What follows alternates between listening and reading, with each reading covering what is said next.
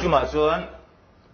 bonding carbon compound sa kan chun zo manga chuan ta chuanin carbon kha enge ani che kan lu chil tak tak to don ani chuan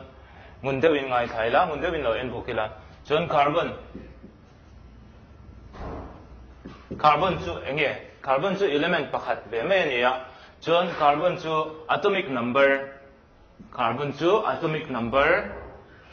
Z T and represent China. Z he atomic number Tina. Ani atomic number paruk. Anaya chuan chu atomic number chu a in rem dan electron te in rem dan kha hian an zip China ni. A he 2 4 T in an rem China ni. Chuan ta hian in hela ya chu hi an soi dan chuan K L T in kan soi China. K shela khan 2 oma L shela khan 4 a tina ani chuanin enge K le L shell chu kan lo shela ani chuanin tian lo entai la hela hianin nucleus la oma nucleus bula shell masaber hi K T in an soi china chuan adot le chiami hi L ani chuan K shela hian electron patni a theya chu a stable don pahni a khan a stable dona chuan tan lo siak tai la K 2 ani khan a stable a chu doublet T in an soi chin ani pahni chuan L shela hian ta hian L a hian 8 a khan a stable a chu pariat kha octet T in an soi chin ani chuan ta chuanin he tilaya L hi chu 4 cho oma K ero hi chu 2 to sa a stable sa so bang chon soi bo yang ai to lawa L zo khi pali cho oma pali dang alam mo a chumi ni wang chuanin L hi a tel tura bond form na tel tur kha ani to na ni ta chuanin L a hian pariat nei du do na chu wang chuan tian kan soi chin do ni carbon chuan octet nei adua octet aneya ti kha kan soi chin do na octet kan ti om je chu outermost upon bera hian ta hian electron pariat rem adu ani electron pariat arem khan a stable don tina ani chu carbon ina atom ber chu ain do ani chon hei hi chu kan rap na nga chon kan ril ruwa doublet le octet ti khalom se doublet chu 2 anaya a stable na chon octet chu 8 anaya a stable theidan ain do ani chuanin carbon bi ka chuanin ten kan enanga valence electrons hei hi heta atober hi valence electrons kan tia chu atober a heta mi hi 4 ani don ani chuan 4 anaya bond engza nge asiam thei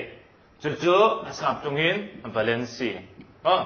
valence bond engza nge asiam thei ti kha 8 tangin kan mena sanga 8 minus 4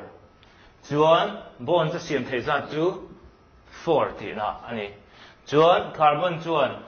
atomic number 6 ania electronic configuration 2 4 ania valence electrons pali ania valence pali anei bokani aom je chu bond pali asiam thei ti na ani don ani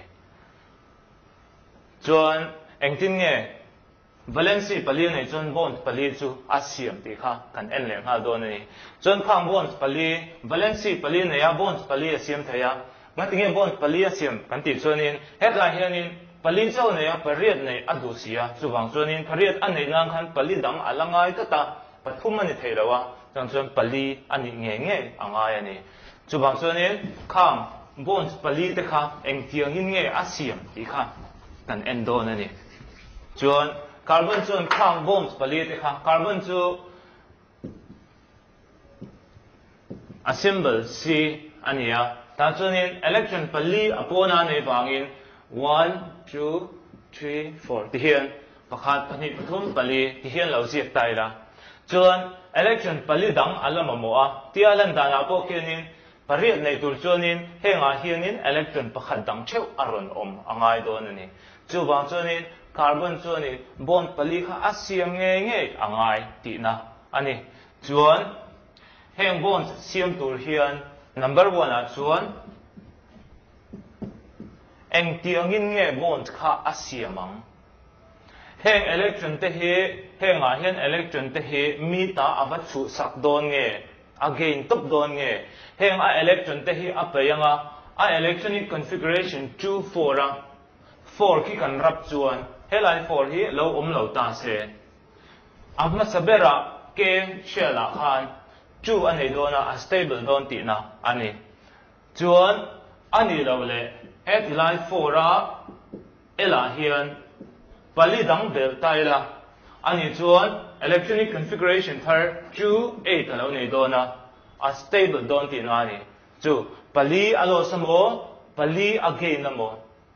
kamini khanin a stable thei ve ve pali alo chuan doublet ni chin kan soi ta kha alo nianga pali again ve thungero chuan octet pariat kha alo ni don ani chu ta chuan khoi zong e a than don ti kha kan buk ton don ani chuan chumi kan buk nan chuan lo en taila carbon chu atomic number 6 ani kan ti kha 6 ani chuan element parukna ania ate mm ani carbon chu ate carbon is very small carbon chu tereu te nia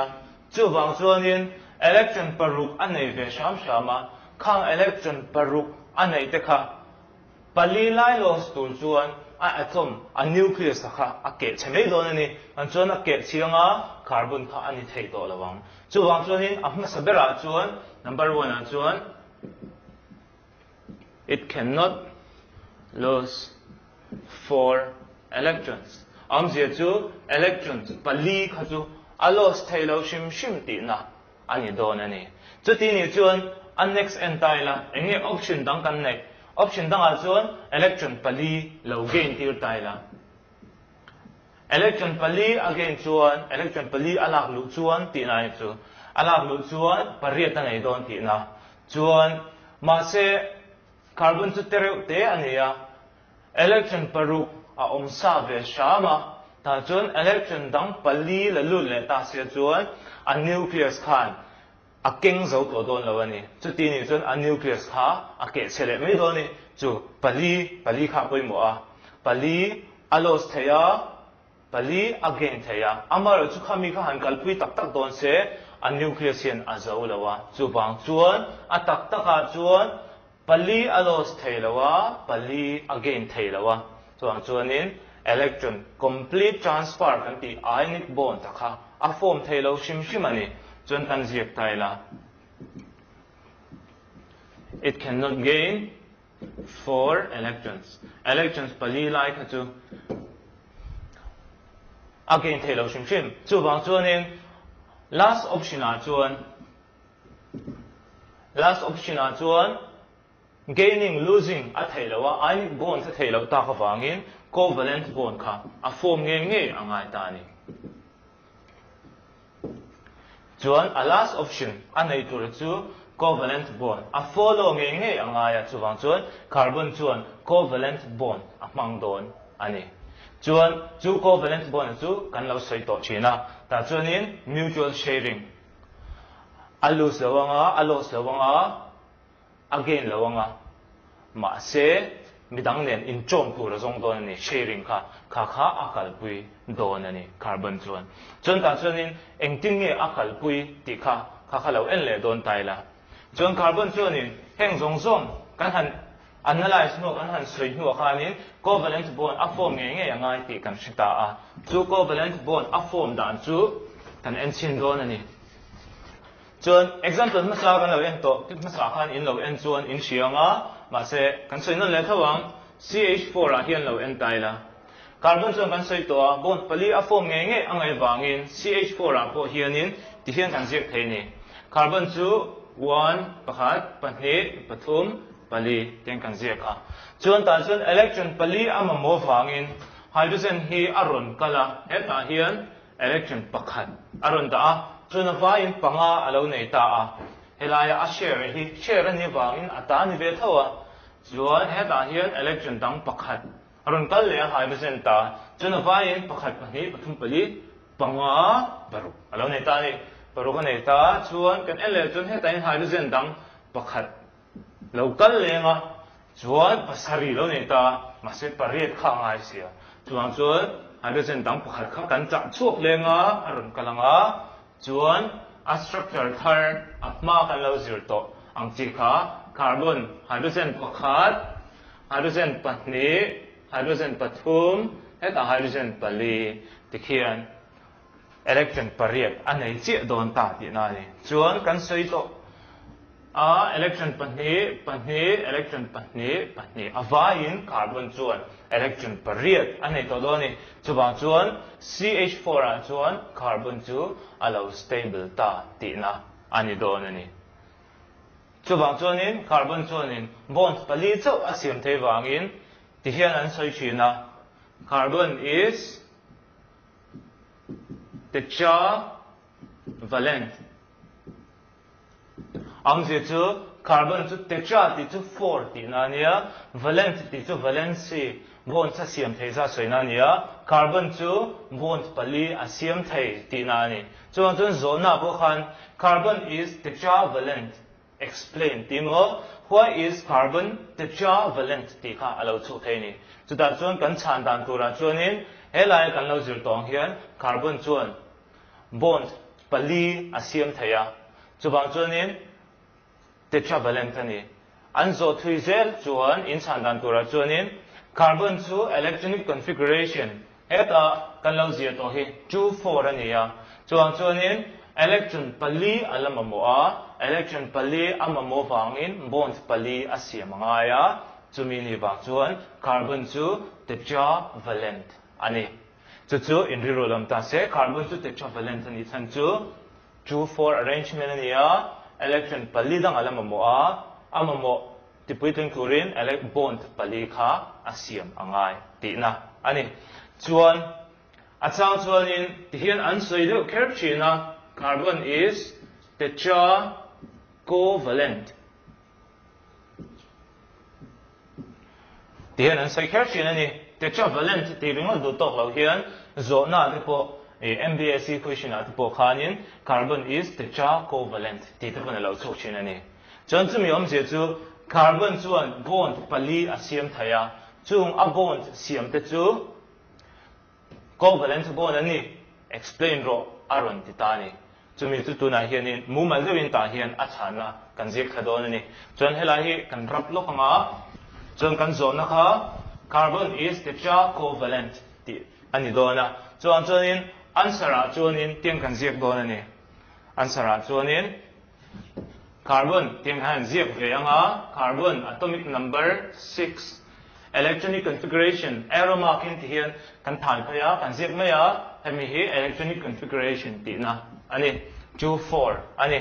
chuan number 1 a chuan carbon chu losing 4 electrons electron pali loss kha a thai lo kan ti kha electrons is not possible chuan adot le po electron pali gain top chu electron pali lak lu top chu a thai lo wa chuan ta po hianin gaining 4 electrons is not possible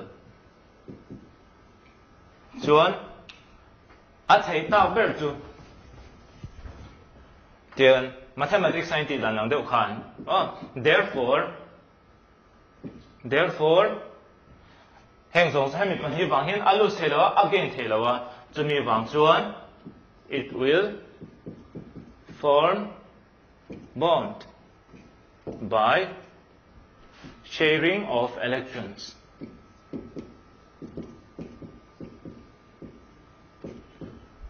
alu thelawa again thelawa chu wang chuan sharing kha akhal pui don ani chumi ni wang chuan carbon chu tetracovalent ani kha kan chan dan tur ani kha chin chi reng tur ani don ani chuan kha carbon hi tetracovalent ani na chan ani don ani chuan kan chun zo manga hemi a hianin I kha nangma ni pon nota hemi hi by heart ulan nota te in lo siam benga a zon chan nan te po in mang don ani chuan tetravalency le tetracovalent tetravalency le tetracovalent kha apui mo lai ani wangin ngun deu in lo ziranga le khabu tu po in lo chiar tel ve ang chu ti lo ni ta kha chuan carbon chu bond pali a siam nge nge china wangin a compound zong zong a khan a compound zong zong a khan bond pali a siam dona bond chu enge kan ti chuanin dash line rin thei pakha zel ang khani chuan carbon chu rin phei pali in azom nge nge don ti na ani chun lo en tai la ti carbon kan zia chuanin kan ril ruwa kan mi tha khan carbon hi line pali in azom nge nge don pakhat pahnih pathum pali chun ting hian kan ril ruwa kan mi tha nge nge tur ani a carbon compound shi chiang tur chuan ta chuanin hei hi hydrogen vek lo ni ta se hydrogen ani chuan hei hi CH4 kan ti kha alo chok me don ani chuan a dang le a carbon dang nen po bond a siam theya chumi ni wang chuan carbon dang nen bond lo siam ta se ti hian line pakhat chawin ala zom ve ve ani line pali na zom anga ya wangin pahnih pathum pali chuan helama carbon a po hi pakhat pahnih pathum pali tikhianin kan zia sak ve ve angai ta ani athan chu hei chau hi ni lo hemi carbon po hi ani bond pali kha asiam nge nge angaya heng te hi chu carbon dang po alo ni theya carbon ni lo thil dang po alo ni theya carbon dang alo omle ani chuan bond pali kan zia sak zel angai ni chuwang chuan lo extend tai la lo ziak thui la carbon dang kan zia le chuan tikhian kan zia sak angai don ti na ni chun heng hi hydrogen te lo la ta ila hian kan zia thin don ani chuan heta kan huang hian hei heta chuanin bond hi element te inkara hianin pakhat theu a omani chuan ta point ani la carbon le carbon inkara hian heta po hian pakhat zel a omani khatiang chi kha single covalent bond kan ti kha ani a chuan carbon chuan single covalent bond a siam thei ni chuan kha e na mo e na lo ni ta se carbon chuanin CC single bond a siam thei ti na ani chuan B a chuanin C double bond hi kan enter thung don ani chuan carbon khan single bond chau ni lo he tilaya oxygen kan lo hriat to te ang khan double bond a siam ve thei thawa chuwang chuan tian lo ziak thai la carbon pahnih inkara hian double bond a siam chuan line pahnih kha kan ziak mai don ani pakhat pahnih chuan carbon khan bond phali a siam nge nge angai si awang khan ta hianin pahnih an nei to sa a pathum pali chuan he lam po hian pahnih pathum pali ti hian kan enanga pakhat pahnih pathum pali he lam tan po pakhat pahnih pathum pali chuan enga tinge hei hi le lam tan kan chiar sak kan ti chuan hei hi tu ta bik ma ani lawa an in share ani a covalent bond kan ti kha ani chuan hei hi double bond a siam thei ani ta hianin hydrogen lo da le mai la a ol sam nan ti khan carbon chuan double bond a lo siam ta ani chuan a to bera carbon hianin triple bond a inkara khan pathum a lo la siam le thei thawa chumi wang chuanin he lai lai a hian lo ziak tai la carbon hi sina chuan carbon pahnih kan lo nei ta a hemi te inkara hianin lai pathum kha lo ziak le tai la khan pathum chu covalent bond a khan single covalent bond double covalent bond and triple covalent bond kan nei to sa a khang zong zong a kha carbon khan a siam ve thei vek ani ama khan chumi ni wang chuanin carbon hi a unique enge a dang lam a enge mo big riau ani chu wang chuanin a shan pa kan zir na chin chan po kha alo in ta ni hei pakhat kan ziak le a pakhat pahnih pathum pali pakhat pahnih pathum pali chu wang chuanin tetravalent character anei rual khan carbon khan covalent bond chi sang kan zir ho po kha a form tel thei vek ani chuwang chuanin carbon chuan single bond a form theya carbon chuan double bond po form theya chuan triple bond po alo form thei le zel ani chuwang chuan carbon chu danglam bik riau na anei kan ti kha alo ni ta ni chuan chumi a chuanin danglam bik riau na anei awang khan carbon ko kha chi sang in alo thei ta a chi sang antinan kan shi thiam dan tura chuanin pencil kan lo nei ta kan pencil amora aziana na kan hmana kha khang ti kha carbon alo ni ta a chuan me chi hawin an du lunglu kan ti te diamond kan ti te po kha carbon alo ni le zel ta amara chu a in rem dan alo dang lam ta ani chuan carbon chen khat chu football ang deuh ti khan alo bial pup theya khatiang chi te po kha alo le zel ta a chu mi a chi sang a dan chu eng tenge a ming ti kha kan en chin don ani a dan a structure a ero chu kan soi lawanga chuan carbon khanin triple bond a siam ve thei boka chu a inkara hian hei pathum kan da a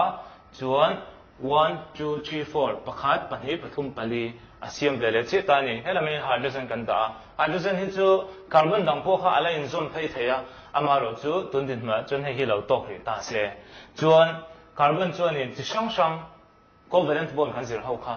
alo siam ve thei vek ta ni chumi ni wang chuan carbon kha adang lam a ta chuan in adang lam na antinan pencil kan lo nei ta kan pencil tilaya kan zia na te battery kan ti mai mizo hoin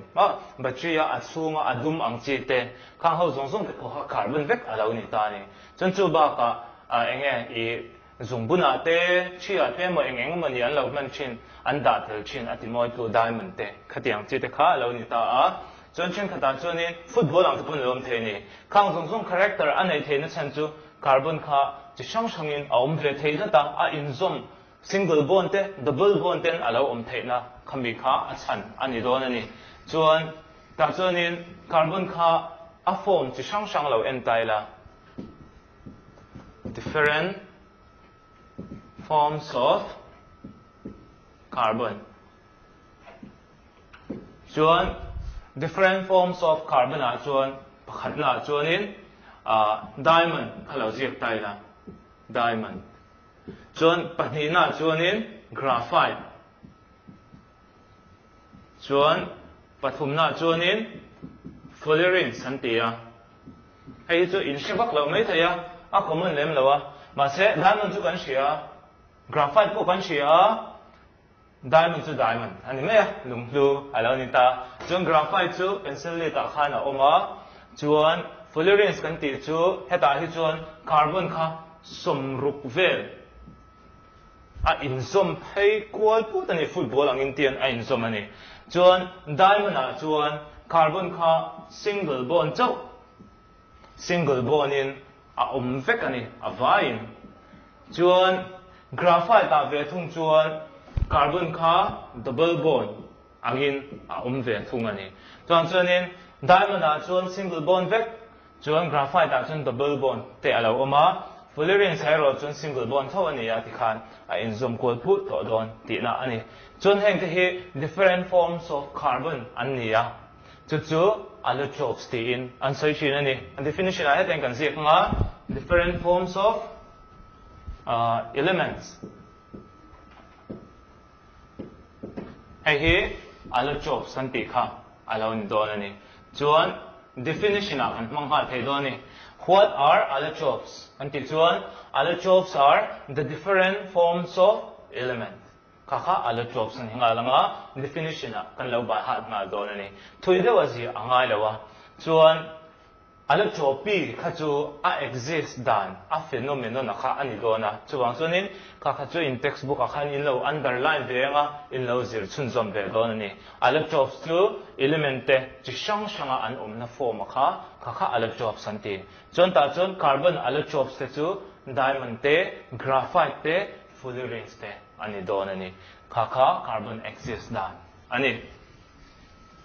chuan kan ril ro lom leng hal tur chu carbon chu element danglam bi khani kan ti to a ta chuan a shan pa in ting kan zir reng ta ni carbon and its compound a hian ta chuan compounds tam tak alo form ta a millions of compounds a form ani mak ta doi tam tak amma khamma ta doi kha a form ani chuan chuanin engwang nge carbon compound kha tam tak kha kan share na chan ti kha zo na kha alom the ni a chan chu element dang compound kha kan shelu tuk lo ta a ve nual ma se carbon anga a shan pa a an zir top tham topic pakhat han da tham khau lo ni chuan ta chuanin why do we found so many carbon compounds ti kha kan rel lom ta se ta chuanin zona reng reng chuan chana nei veka chuan kan answer a chuanin chan kha a ve do na ni pakhat na chuanin region a chuan pakhat na chuan ama kan lo zir to bonds pali a siam thei kan ti kha kha ani do ni chu tetravalency kan ti kha tetravalency of carbon ani do ni carbon khan bond pali a siam thei a chuan toite kan sei no nga carbon chu 6 ani a chuan 4 ani a chuan a valency kha 4 ani valency kha 4 ani a bond pali a siam thei wang hian a peng dar na sa a inzom theina anga ani chu wang chuanin bond pali a siam theina kha compound tam tak anei theina chan pakhat ani chuan pahni na chuanin formation of multiple bonds antia bond tam tak thiam a siam thei ni multiple bonds a bond siam thei de chu kan zir zo deuh chi ta khan kan lawen to khan single bond double bond triple bond a siam thei ni chuan ta chuan ting kan siam thei a formation of multiple bonds ha chuan carbon khan C single bond te C double bond te C triple bond hemi te hi a siam thei ni chuan kan chan na tura chuan carbon can form single bond double bond and triple bond kha kan chan na tur ani don ani chuan hemi pahni ba ka hianin adang pahni ala om le do na chuan a pathum na chuan catenation antia catenation chuan catenation a chuan a om zia chu ti hian toite in undefined kina self linking property chuan catenation kan ti chu self linking property of an element ani ziak lo loila self linking property of an element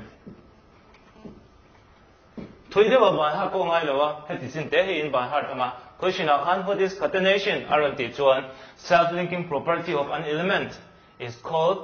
catenation about to ziangai law chuan carbon khan catenation self linking property amale ama carbon kha a inzom chu the kan ti kha he ta fullerin sa ko carbon somruk a inzom kan ti kha mo tiang chi khan carbon chu ti hian du to ka thui kha mo zia pe chung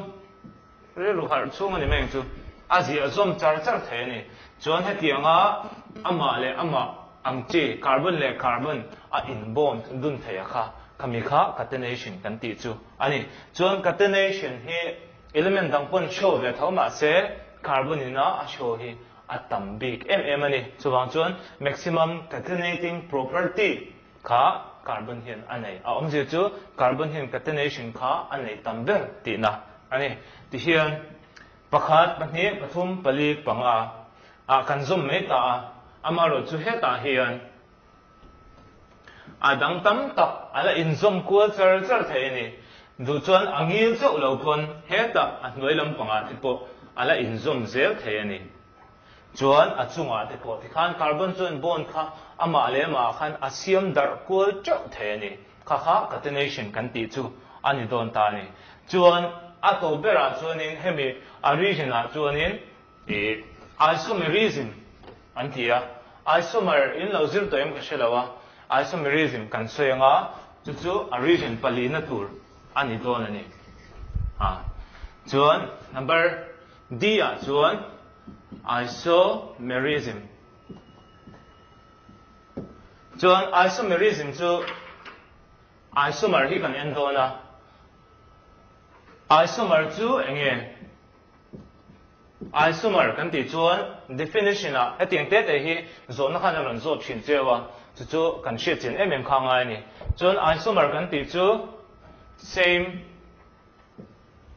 molecular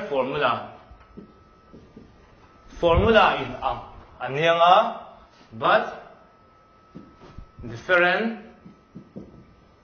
structure and only formula in omza tu in ang vek ma se structure dang kan han zia ka lo in ang lo ta kha ani don ani chu example po tak tak kan ne ya chung jing a chon example pakhat lo la tai la example a chon in tu la ya kan boi pui alcohol lo la tai la tan chon in alcohol example a chon in CH3 CH2OH kan lo ni ta ni example ani hi chon in hei hi ethanol ani ya ethanol ani chuan he ethanol hi hetiang formula ang chia hi adang ethanol ni mi si lo alo omani chu formula in ang structure in ang lo le compare tai la he mi te pani hi carbon exam nge pakhat pani helama hian pakhat pani carbon omza khi han chu taula pani ve ve omani chuan hydrogen exam nge hydrogen chu pathum panga paruk hydrogen pathum paruk ve oxygen la pakhat ve boka chu bang chuanin hemi te hi an formula chu ang che ni bang chuan hemi te hin formula chu C2H6O ani chu same formula but different structure kha isomer kan ti chu ni chuan hei chu ether alo ni dei don ani chuan C2H6O chu alcohol le ether angin a theya formula in ang si structure in ang si lo alo ni ta ani chu bang chuanin carbon chuanin tian kan sam apanga heng zong a hian original te khan hela hi chu tlem han block kilang number 1 a chuanin tetravalency kha ani don ani tetravalency chuan number 2 a chuan formation of multiple bond chuan number 3 a chuan catenation lo nianga chuan number 4 a chuan isomerism alo ni don ani chuan hemi te property pali ane wang hian carbon chuan compounds amma kha mak ta duai kha asiam ta tina ani chuan kha song kha tunjuma kan zir thei chu ani dona chuan next clip a hianin e adang e hydrocarbon chu kha kan zir chho dona apoi mo chho to dona chu bang chuanin nangmani pon textbook ne na chang du na hemi ringot ring lawa in lo zir be kha apoi mo don ani